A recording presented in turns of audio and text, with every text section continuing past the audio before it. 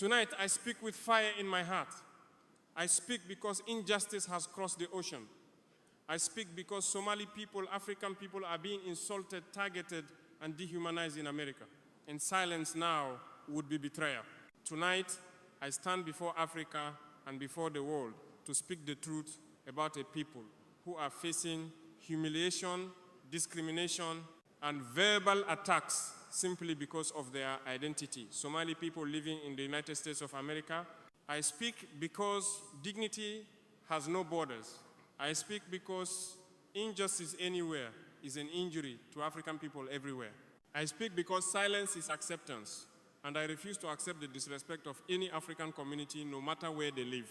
In the last days and weeks, I have listened carefully. I have heard the words of Donald Trump. I have heard him say that Somali people in America are garbage. I have heard him say he does not want them in Minnesota. I have heard him say they are fraudsters, criminals, dangerous and unwanted. And I ask myself, how can a leader speak this way about human beings? How can a man with millions of followers use his voice to humiliate a community that has done nothing but work hard, survive, build, and contribute? Let me say this clearly in simple, strong words. Somali people are not garbage. Somali people are not criminals. Somali people are not fraudsters. Somali people are not a problem. They are human beings with dignity. They are Africans. They are children of our continent. Their identity is not something to be insulted. It is something to be respected. Somali people in America are part of the same Africa that raised us, shaped us, and gave us our values. Their blood is African blood. Their courage is African courage. Their resilience is African resilience. And when someone attacks them, they attack all of us. And so tonight, as president of Burkina Faso, I say directly, if you insult a Somali person, you insult Africa. If you target a Somali community, you target Africa. If you call Somali families garbage, you spit on the dignity of an entire continent. And Africa does not accept that. Somali people traveled far. They left home seeking safety, hope, education, opportunity, and a future for their children. They did not go to America to harm anyone. They did not go there to disrespect anyone. They went there to live, to work, to survive, to build a better life. In Minnesota, they opened restaurants.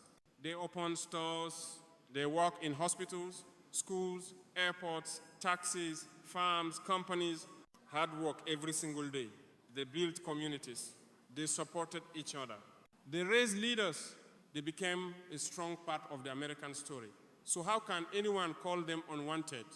No, Somali people are not unwanted. They are essential. They are valuable. They are part of the fabric of Minnesota. They are part of the future of America. They are part of the pride of Africa. Donald Trump says he does not want them in Minnesota.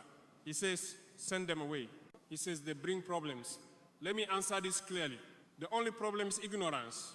The only problem is the voice of hate being louder than the voice of truth. The only problem is forgetting the humanity of those who are different. This world is big enough for all people. Americans, Africans, Asians, Europeans, everyone. But hate makes the world smaller. Hate closes doors. Hate destroys societies. Hate divides nations.